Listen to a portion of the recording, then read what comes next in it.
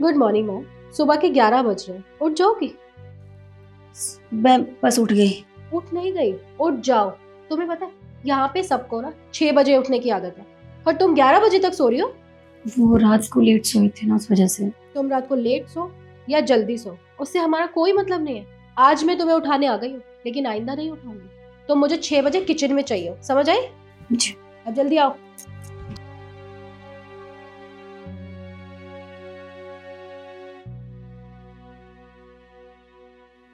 आ गए बेटा? जी माँ।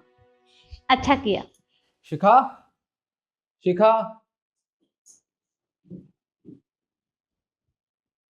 तुम किचन में क्या कर रही थी? वो सबके लिए चाय बना रही थी ना मैं। क्या? तुम चाय क्यों बना रही हो? क्यों भाई, क्या हुआ? अरे हमने बोला इसे चाय बनाने के लिए, और हमें भी तो पता चले ना कि हमारे घर की बहू चाय कैसी बनाती है। माँ, आपको तो पता है ना, इसका आज इस घर में पहला दिन है। इसको कम से कम आराम तो करने दिया होता। और देखो, इसने तो अभी ये जोड़ा भी नहीं उतारा। माँ, आपको ऐसा नहीं करना चाहिए था। क्यों भाई? अरे कुछ चाय के लिए बोल दिया तो कौन सी बड़ी बात हो गई? बस माँ, आप रहने दीजिए। शिखा, तुम मुझे एक बात बताओ, तुमसे चाय बनाने के लिए किसने कहा? वो दीदी ने। क्या? भाभी ने तुमसे कहा? भाभी,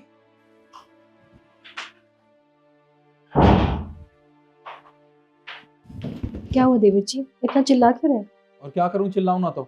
आपने इसे चाय क्यों बनवाई? आपको पता है ना, कल इसकी शादी हुई है मेरे से, और आज इसका इस घर में पहला दिन है। आपने आज ही इसी को काम पे लगा दिया। हाँ, चाय क्यों बनवाई आपने इससे? आप भी तो बना सकती थी ना।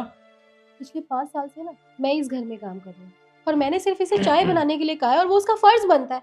तो इसमें इतनी बड़ी बात क्या है जो तुम मुझसे ऐसे बात कर रहे हो?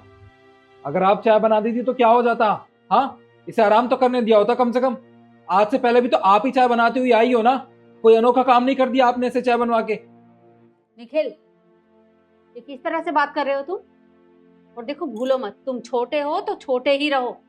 और अगर मैंने तुम्हारी पत्नी से चाय बनाने के लिए बोल दिया तो क्या हो गया? और वैसे भी टाइम देखा है तूने? अरे 11 बजने को आए हैं, और इस महारानी का अभी तक लहंगा भी नहीं उतरा है। घर की बहू का क्या फर्ज होता है कि सुबह जल्दी उठे, नहाए धोए, घर में पूजा पाठ करे, किचन में कुछ देखे। लेकिन नहीं, इसने तो अभी तक कपड़े ही नहीं बदले, और तुम हो के हमारे ऊपर चिल्ला रहे हो। माँ, आप भाभी की साइड मत लो। भाभी, आपने बहुत गलत किया। आपको ऐसा नहीं करना चाहिए था। अरे इसमें मैंने गलत क्या कहा है? जो मम्मी जी ने मुझे कहा था मैंने सिर्फ वैसा ही किया है, और मुझे नहीं लगता मैंने कुछ गलत किया है, क्योंकि मेरे साथ भी ना कुछ सालों से यही हो रहा था। तब तो किसी ने नहीं बोला, और आज जब मैंने यही चीज तुम्हारी बीवी के साथ कर दी तो तुम्हें बुरा लग रहा है? बस कर इशू, बहुत हो गया। और हाँ, तुम सारे कान खोल के मेरी बात सुन लो। इस घर में मुझे कोई भी लड़ाई नहीं चाहिए। और हाँ, तू थोड़ा लिमिट में रहा कर, कम बोला कर। जा यहाँ से। रुको, अंदर जाके ना अपने पति को कुछ बताने की कोशिश मत करना, वरना मुझसे बुरा कोई नहीं होगा, समझ आई? जाओ। ईशु, तुम यहाँ मेरे पास आओ।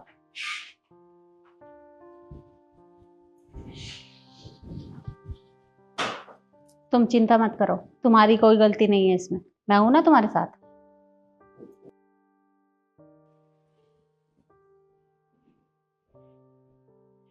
माँ, आपकी बड़ी बहू ने ना आपकी छोटी बहू के साथ बिल्कुल भी अच्छा नहीं किया। आपको जरा भी शर्म नहीं आई भाभी? क्या हुआ? इस तरह से गुस्सा क्यों कर रहा है? ऐसा क्या कर दिया बहू ने? ऐसा क्या कर दिया? अरे आपकी छोटी बहू को इसके पहले दिन, वो भी इस घर में, थाली बजा के जगाया इन्होंने। अगर आपके साथ कोई थाली बजाएगा तो कैसा लगेगा आपको? नहीं, मैंने ऐसा कुछ नहीं किया। झूठ क्यों बोल रहे हो लक्ष्मी? मैंने ऐसा कुछ नहीं किया। देखिए इशू, सच बता।